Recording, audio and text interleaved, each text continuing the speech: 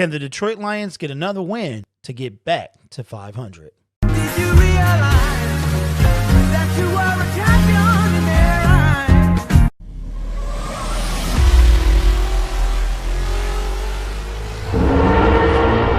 eyes? Subscribe to the members of ISN. Hey there, football fans. My name is Derek, and this is the Gridiron Blitz. Be sure to like the video, and if you're so inclined to subscribe after you watch the video, that would be great. So the Detroit Lions are off to face the Carolina Panthers this Sunday with a chance to move to 500 for the second time on the season. The Detroit Lions are coming off of a dramatic win over the Washington football team to move to 4-5. And with the Arizona Cardinals losing to the Seattle Seahawks this week, it would be great for the Detroit Lions to get a win. Now, we'll see as we do the video that some very crucial key players are out for the Detroit Lions, and that is going to be quite the situation for Matthew Stafford to overcome. So let's do like we always do and jump into the ESPN and take a look at the stat line. So here we are on ESPN.com as we've done every week for the 2020 season. And we start off with, you guys know by now, my favorite thing about this whole thing is the power index by ESPN. This is probably the closest I've seen it between the Lions and the opposing team this year, with the Detroit Lions at 47.9% and the Carolina Panthers at 51.7%. The passing leaders for each team, Matthew Stafford is 198 for 311 with 2,403 yards, 17 touchdowns, and 7 interceptions. Teddy Bridgewater has thrown the ball 330 times. That's quite a bit, with completing 238 of those passes for 2,552 yards with 13 touchdowns and 7 interceptions. Detroit running back Adrian Peterson is still the leading running back, 97 carries for 371 yards, and Davis for Carolina, 92 carries, 385 yards, and they both have 2 touchdowns. So these are two statistically evenly matched running backs. Robbie Anderson for the Carolina Panthers, 64 receptions, 772 yards with 1 touchdown. Danny Amendola, the Detroit Lions leading receiver, 28 receptions, 411 yards. It's kind of weird without seeing 1 touchdown there, even though he only had 1 last season. Now, if we go on to the injury report, and this is the part, I kind of knew this already, but this is the part that's tough for us this week. We have a questionable Matthew Stafford.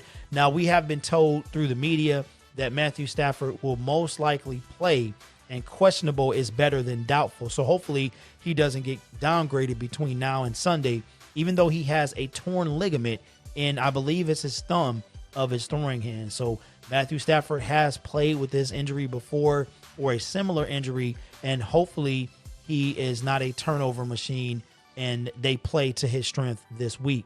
I'm not sure how long that takes to heal, but hopefully it heals soon. After the Thanksgiving game, the Detroit Lions will have 10 days off, and hopefully it can heal then. Now let's move on to wide receiver Kenny Golladay. After returning to practice this week, is out again. I know a lot of people are like, they think it's a real injury. I'm not sure, man. I really don't know, but Kenny Golladay is out for the 3rd game in a row.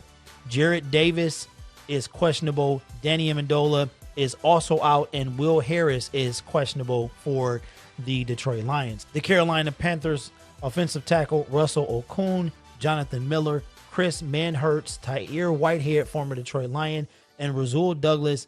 The 3 last gentlemen I mentioned are questionable, with the top 2 doubtful. So it's probably safe to say that Okung and Miller will not play. So if we go down to the team stats, points per game, evenly matched pretty much. The Detroit Lions score 25.2 points a game to the Carolina Panthers 23.3 points allowed. Detroit Lions can really not stop anybody, allowing 29.7 points a game to 27.2 for the Panthers.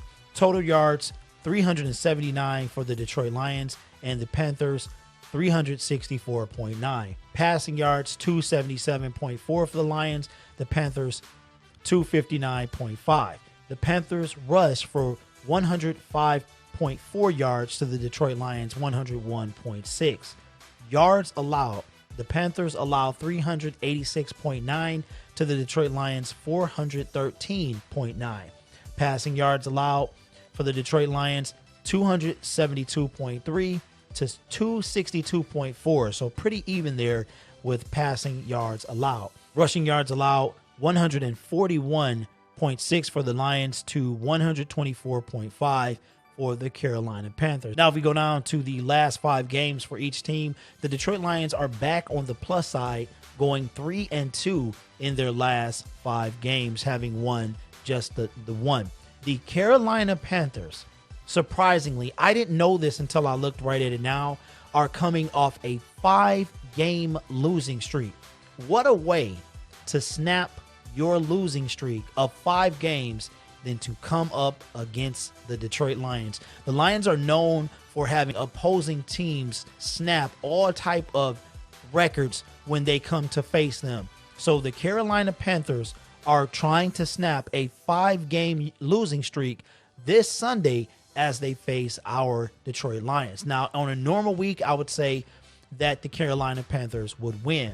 And that brings me to my keys to victory, and I'm going to give you my pick after that. The Carolina Panthers are down running back extraordinaire Christian McCaffrey. He has been ruled out, and I'm not sure, but I think Teddy Bridgewater is a game time decision. If he's not able to go, XFL standout PJ Walker will be the starting quarterback. Now, PJ was the stud, the face of the XFL. I haven't seen him play in the NFL yet, so I'll get to see that. So I don't know how he'll do against an NFL defense, albeit the Detroit Lions. But the Detroit Lions have a really good chance to bring some pressure against backup quarterback PJ Walker. Now, PJ Walker spent some time in the league before he went to the XFL, spending time with the Indianapolis Colts. In addition to that, on the Detroit Lions side, we are down a ton. Our leading receiver, Danny Amendola, our deep ball power threat, in my opinion, receiver stud, Kenny Galladay. And I think Kenny wants to be paid. That's just my opinion. And also DeAndre Swift, which wasn't on that list, but he has been ruled out with a concussion. So that's another guy. 3 of our top offensive threats are out for the game. So the keys to victory, in my opinion, they're the same thing all the time. Everson Griffin and that defensive line has to pressure Teddy Bridgewater or Phillip. Now, I'm more concerned at this point with PJ Walker because PJ Walker is a lot quicker than Teddy Bridgewater. He can get out that pocket. He's a smaller guy, and he can run right past you. So the Detroit Lions are going to have to watch the middle of the field, which brings me to the linebackers having to do their job. So once again, contain and pressure Phillip Walker. Got to do that. In addition to that, no Christian McCaffrey. We've got to stop the run. And even though DeAndre Swift is not there, we've got to be able to run the ball. We have Hall of Fame running back Adrian Peterson. Yes, he's 35, but he can still carry the rock. And maybe Kerryon Johnson can come out of retirement, the retirement home, and actually do us some good, having kept him on the roster after the trade deadline passed. And the last thing, as usual, is the defense. The defense as a whole has to step up, and they've got to be able to get some turnovers. One thing I forgot to mention is Matthew Stafford. It's going to be really keep a close eye on how Matthew Stafford is throwing the ball. He did hurt his hand in the game, early in the game, and he still threw a deep ball, but he overthrew Quintez Cephas. So he still can get the power and the grip to get the distance, but it might not be that accurate. So we want to keep a close eye on Matthew Stafford. Maybe we get to see Chase McBurger if that's the case. Can he lead us to a win? Well, I guess so, because that's why we brought him here. So we'll have to wait and see. So that brings me to my prediction for this game. I am going to predict a Detroit Lions win. No Christian McCaffrey, potentially no Teddy Bridgewater. Lions move to 5-5, and with a short week in 3 days, having to play the Houston Texans at home on Thanksgiving. Now, I don't want to get ahead of myself, but after a 10-day rest, they come back and play the Bears. So, should be quite the situation to watch this thing unfold. And as we head into week 11, we will start doing our playoff predictor and see just what it takes week by week by week for the Detroit Lions to make the postseason. Playoffs, they just trying to win a game. My name is Derek. This is the Gridiron Blitz. Be sure to subscribe if you like the video and mask up because coronavirus is back on the rise. With that being said, you guys stay safe because I want to see you in the live stream on Sunday.